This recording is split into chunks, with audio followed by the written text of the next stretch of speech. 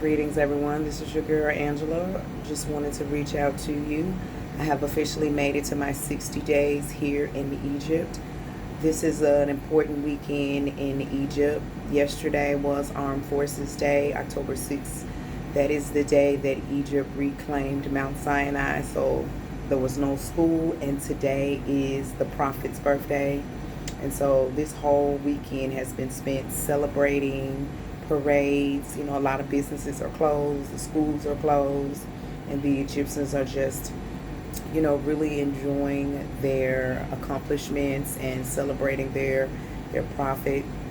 It's very interesting though, even in the midst of all the things that are going on, their currency has dropped drastically, but there's still room for celebration. When I say they kick it, they kick it. The nightlife here, it goes from, even though it's intense in the daytime, intensity goes up a whole nother notch.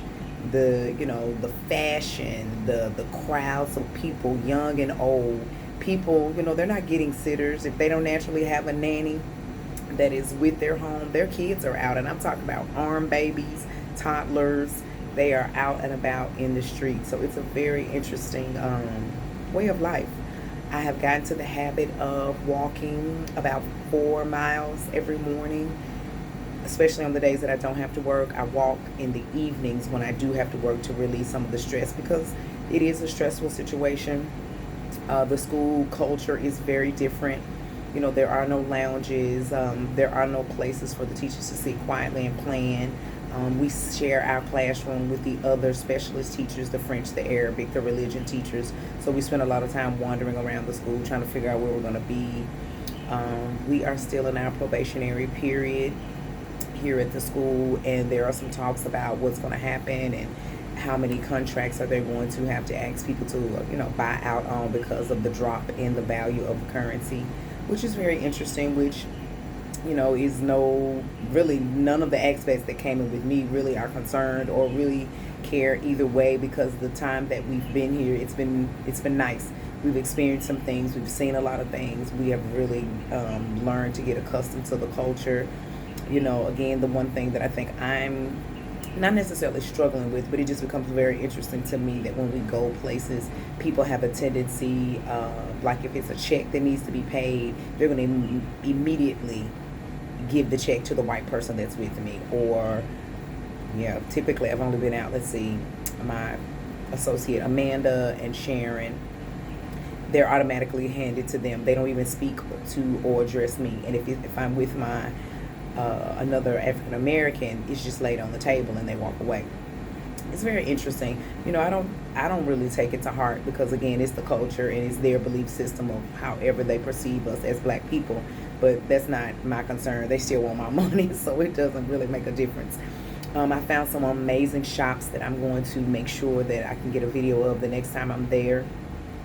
TP is an amazing shop with beautiful Egyptian jewelry, Egyptian artifacts and gifts to bring home. So I'm really excited about going back and shopping for my family and friends. I found little coffee spots and places where you can just sit and enjoy the outside weather.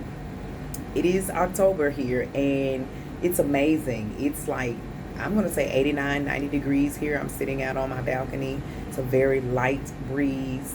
We still get extremely warm midday, but talking to the locals, we typically don't or won't experience winter here until late November, December. So that's going to be very interesting.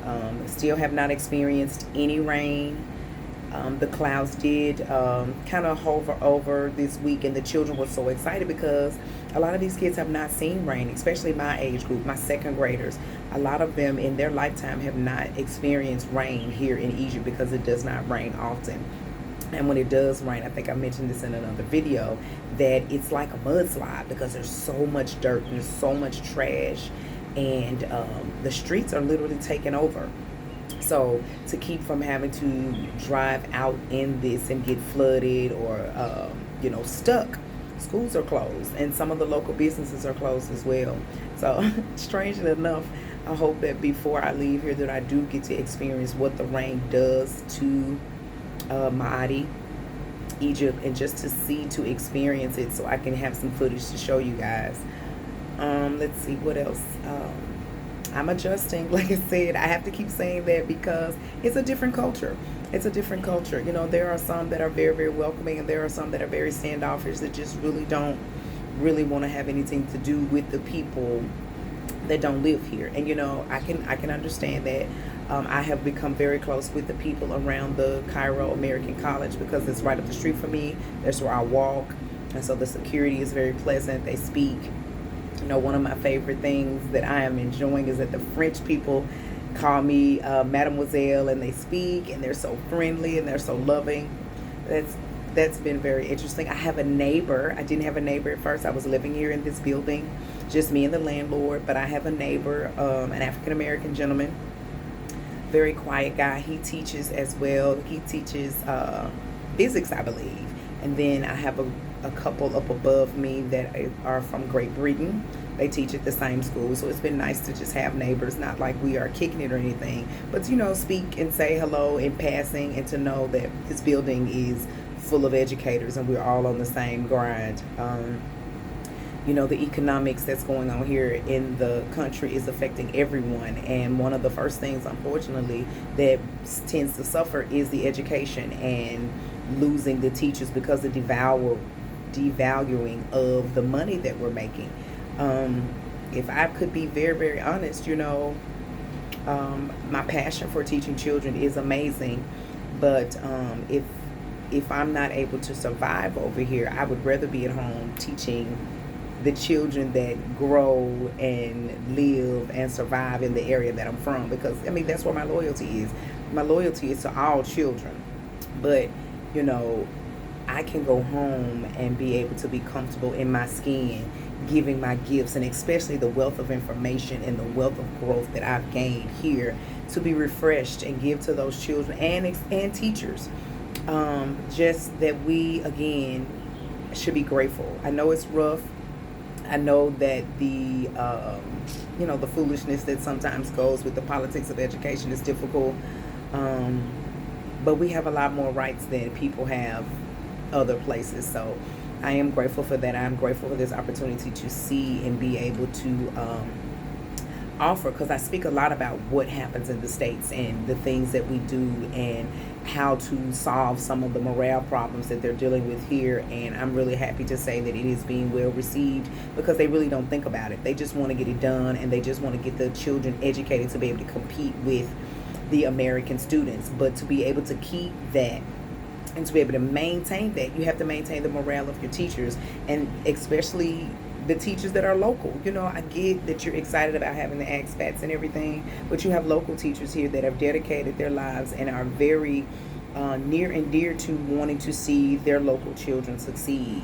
So when you bring in new people, you know, there should be a situation where we are all brought together so that we can get the community effect, and we can come together and understand the culture, so that we're not stepping on each other's toes and bumping heads, and make sure that we understand each other, that we're here together with the same common goal to create better opportunities for the children here. So that's that as far as school is concerned. I'm really excited about the things that I'm learning about myself, and how I am one of those people who I really do tap into my Gemini energy. I'm a Capricorn with the Gemini moon, and both of those sides of me are so strong. You know, I have this security part of me that wants to be secure and wants to be anchored in something, but I also have this very free-flowing gypsy spirit in me that likes to every once in a while get out of that rut get out of that rut and uproot myself and do something else for a little while, but to still be able to come back to the safety of my security. And I'm really okay with it. I'm really okay with that.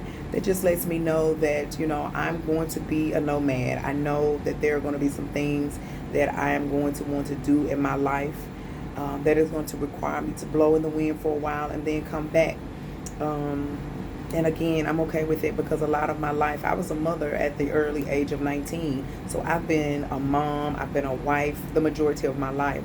To be able to flow in the wind and still follow my passion and still be able to learn and grow about myself, I believe extends years to my life and relieve some stress, because in all actuality, I don't believe if this opportunity would have come up that I would have left the school system, because my mindset was on creating retirement for myself and having money available for my children to take care of me when I die. And I was like, that's not a way to live.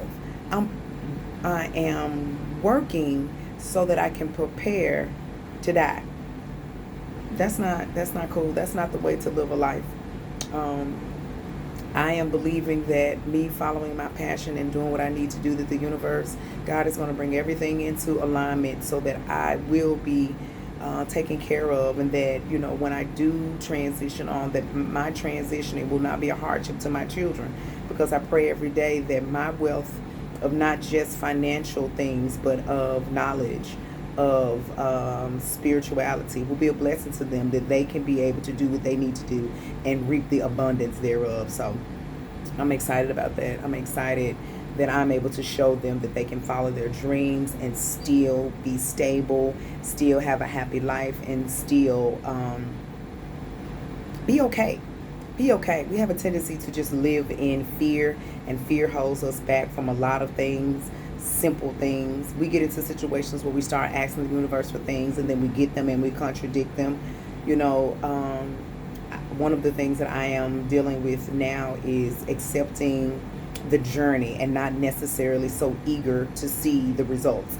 Because what I've realized about me, and I can't speak for anybody else, is even if I did know what the end game was going to be, even if I did know what was at the end of the tunnel, that would create even more anxiety, because now I know what I'm going toward and I want to rush the process. I want to hurry up and get there. So now, even though there are slight instances of anxiety from the unknown, it is not as torturing, because I still don't know what's on the other side. But if I knew what it was going to be on the other end, I would probably be losing my mind, because I want to hurry up and get to it.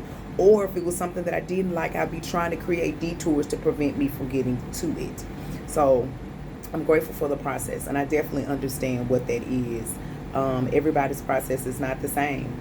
So open yourself up to whatever your process is, or whatever your journey is, wherever it is right now. It is not promised to be easy. It's not promised to be swift. But if you keep taking care of yourself and keep aligning yourself with what your living legend is, what your purpose for your life is, I guarantee you somewhere along the way you're going to get what it is. You're going to get those nuggets of information that are going to give you the strength, the renewal you need to continue to go. And whether you know it or not, I think I've learned that every little step of the path, I gain a glimpse of what is coming for me. And so I'm willing to wait. I'm willing to be patient, because I want to be ready for it. I want to have the capacity to receive it and get what it is that I am supposed to get, so I can move on to the next chapter. So I'm one of those people. I asked God, can I get 102 healthy years of my life? And so to be able to get those 102 years, that means there's going to have to be some shifts in my behavior and some shifts in my environment. And so it takes me back to being here. This is the freshest food I have ever experienced in my life. They don't have the pesticides. I think I mentioned that before. So I'm eating fresher, even going through the process of cleansing the vegetables more, that I'm eating more vegetables. I'm eating fresher vegetables. The meats are fresher. To be able to get up and walk 4 miles every day and, you know, renew the cells in my body. You know, pay attention and know that every cell is in your body is a replica of you. So do what you can to renew those cells on a regular basis so that you can reach your higher self every single day. I thank you. I had all of this on my heart that I wanted to share, because, you know, I'm celebrating these milestones of these days. I don't know how long I will be here. I don't know how long the contract will be extended, but I do know that in the 60 days that I've been here, scales have been lifted off of my eyes. New breath is in me as I inhale and exhale every day. So I'm grateful, and I want to share as long as I'm here. I won't do a whole lot of sharing because I don't want to be rambling, but this is my virtual diary. So every time I reach a milestone, I want to be able to share here to let somebody know, while I'm encouraging myself, that your dreams can come true. Be careful what you ask for. And all the things that you're asking for, ask for the capacity to be able to receive them and handle them well. I love you, and I'll talk to you soon.